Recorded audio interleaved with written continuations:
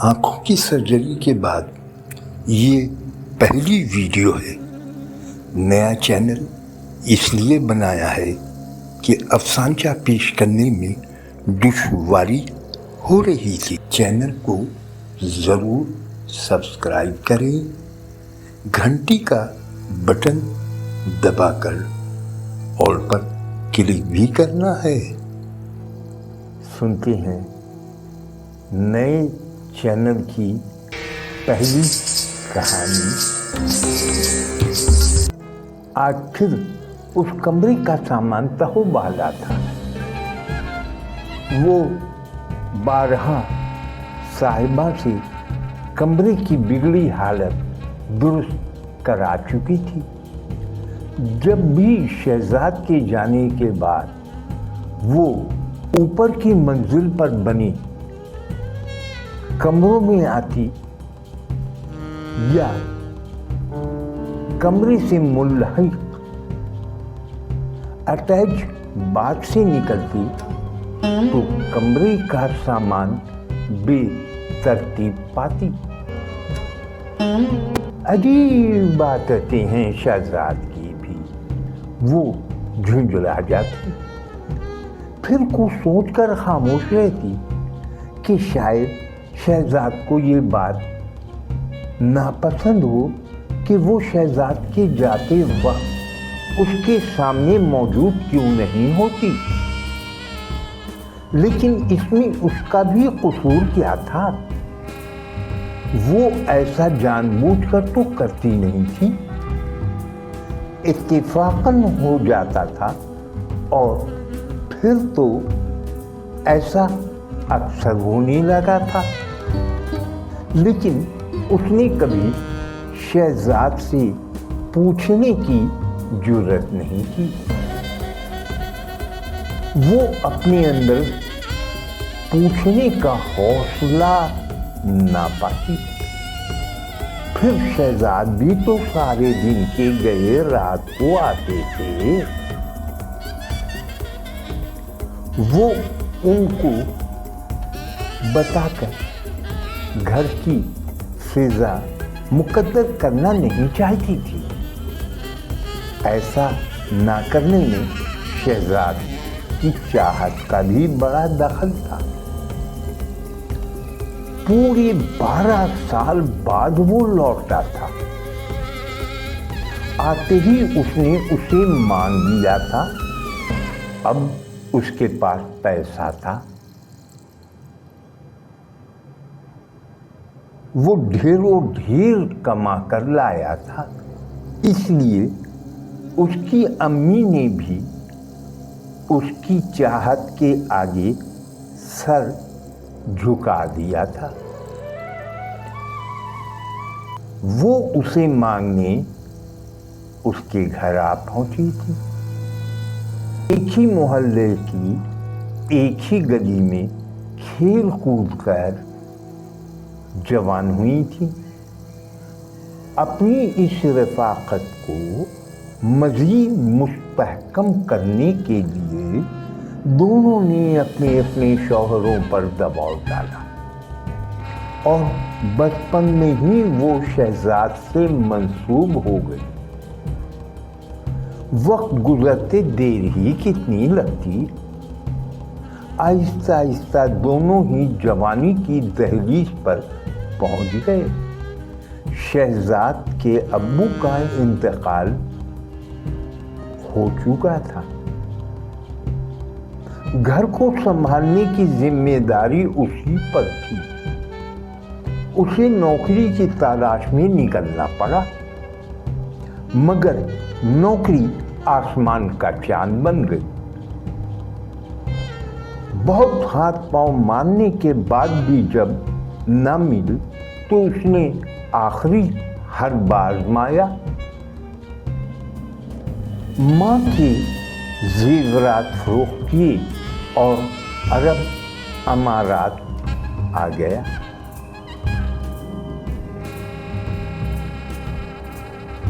قسمت نے یاوری کی اور اچھی نوکری ملی تو پیسے کمانے کی مشین بن گیا۔ ایک معاہدہ ختم ہوتا کہ دوسرے معاہدے پر دستخط کر دیتا. اس طرح سمینا نے 1-2 نہیں 15 سال گزار دی. انتظار انتظار انتظار. 15 سال بعد اس کے گھر والوں کی غریبی مددگار ثابت ہوئی. اگر اس کے گھر والے عمرہ میں ہوتے یا 20-25 کنال زمین ہوتی تو شاید وہ انتظار نہ کرتے. لیکن یہاں تو حالت یہ تھی کہ کیا ننگا نہائے اور کیا ننگا نچوڑے. 15 سال اس نے شہزاد کا انتظار کیا تھا. اس انتظار میں اس کے گھر والوں کی غریبی مددگار ثابت ہوئی تھی. اچھے لڑکوں کی بولی زیادہ تھی. وہ ٹرک بھر جہیز کا سامان مانگنا کرتے.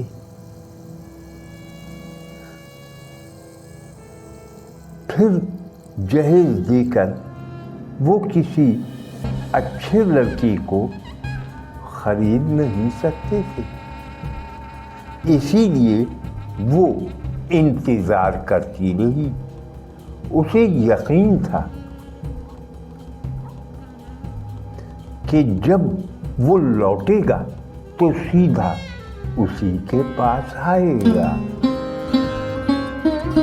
پروین شاکر کے شیر کی طرح وہی ہوا. اس نے آتے ہی پیغام بھیج دیا.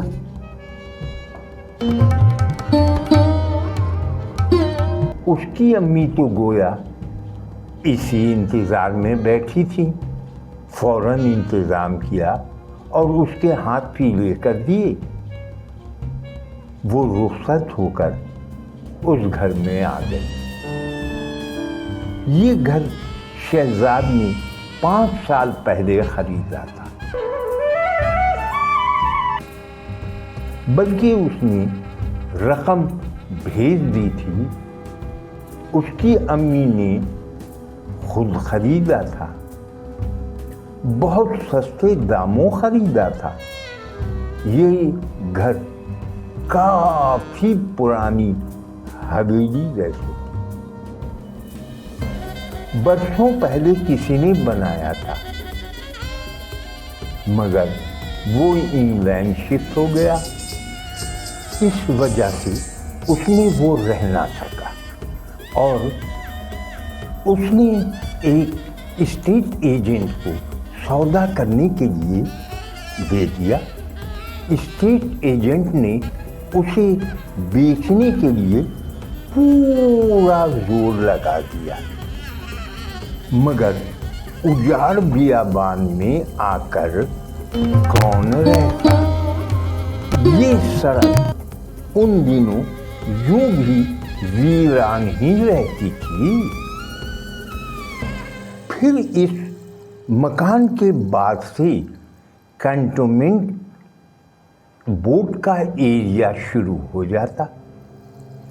اس لیے آبادی بڑھ کر نہیں دی. اتنے دنوں میں جب اسٹیٹ ایجنٹ کو گاہک نہ ملا تو اس نے نہایت سستی قیمت میں وہ مکان بیچ دیا. پہلے یہاں صرف شیراز کی پہلے یہاں صرف شہزاد کی امی رہتی تھی. وہ کچھ اونچا سنتی تھی. اب ہم 2 ہو گئے. شہزاد تو صبح کے گئے شام میں ہی لوٹتے इसलिए मैं अकेली ही वक्त गुजारा करती। शहजाद की अम्मी ज़्यादातर बीमार रहा करती थी, इसलिए बहुत कम अपने कमरे से बाहर निकलती। इधर कुछ दिनों से उसने महसूस किया कि कुछ अजीब अजीब बातें रोनुमा हो रही हैं, लेकिन उसका जिक्र उसने शहजाद से ना किया कि मुबादा वो उसका मजाक उड़ाए। ठक ठक ठक ऊपर से आती हुई सीढ़ियों पर किसी के कदमों की चाप ने समीना को अपनी जानिब मुतवज्जा कर लिया। वो हिम्मत करके बेड से नीचे उतरी।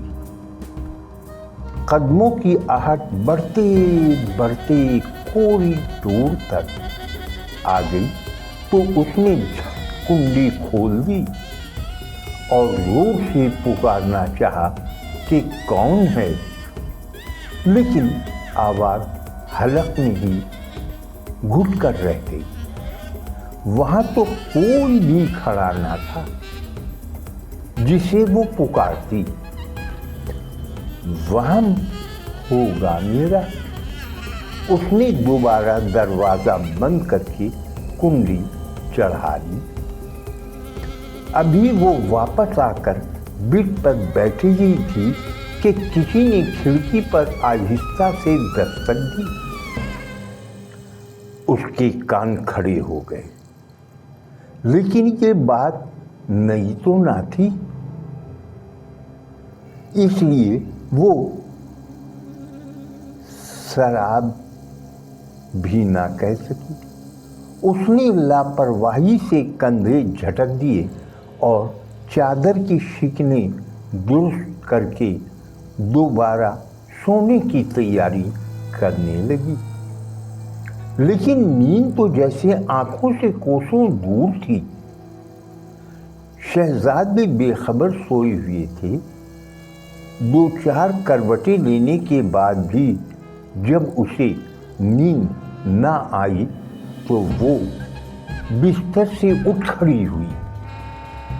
क्यों ना तहज्जुद की नमाज अदा कर ली जाए, उसने सोचा और जाए नमाज बिछाकर नमाज पढ़ने खड़ी हो गई। अब पुरसुकून सन्नाटा था, खामोशी थी। काफी देर तक कोई आहट ना हुई। हाँ, दूर से कुत्तों के भूखने की आवाजें आती रही। वो कुरान शरीफ लेकर बरामदे में आ गई और एक जानिब बिछी चौकी पर बैठकर तिलावत में महव हो गई। उसकी आवाज में बला का शहर था। बहुत उम्दा तिलावत करती थी। उसकी अम्मा ही नहीं, पड़ोसनी भी कहती थी कि इसे अल्लाह ताला ने लहने दाऊदी अता की है। उसके कानों में खुद उसकी आवाज गूंज रही थी। ऐसा लगता था जैसे उसके अलावा यहाँ कोई नहीं रहता। वो तिलावत में डूब कर रह गई। शहजाद भी बिल्कुल बेखबर सो रहे थे। वैसे भी उसने कभी उन्हें नमाज व कुरान की जानिब राग़िब होते नहीं देखा। उसने कमरे के दरवाजे बंद कर दिए थे कि मुबादा उसकी आवाज से शहजाद की आंख ना खुल जाए। करात ने माहौल को सहर अंगेज बना दिया था। ایک عجیب پاکیزہ سا ماحول طاری ہو گیا تھا۔ تبھی بلی کے لڑنے کی جو آواز آ رہی تھی وہ بھی بند ہو چکی تھی۔ یکایک اسے محسوس ہوا کہ روشنی کا ایک ہالہ اس کے عین سامنے بن گیا ہے۔ تلاوت کرتے ہوئے ایک ذرا سی پلکیں جھپکی اور اتنی ہی دیر میں اسے یوں محسوس ہوا، تحریر میں جو کہانی بہت چھوٹی لگتی ہے اسے جب آواز میں تبدیل کیا جائے تو وہی 3 صفحے کی کہانی اتنی لمبی ویڈیو میں تبدیل ہو گئی۔ مجبوراً اسے 2 حصوں میں بانٹنا پڑا۔ آخری حصہ اگلی ویڈیو میں ملاحظہ کریں جو نہایت اہم ہے۔ اصل کہانی اسی حصے میں ہے۔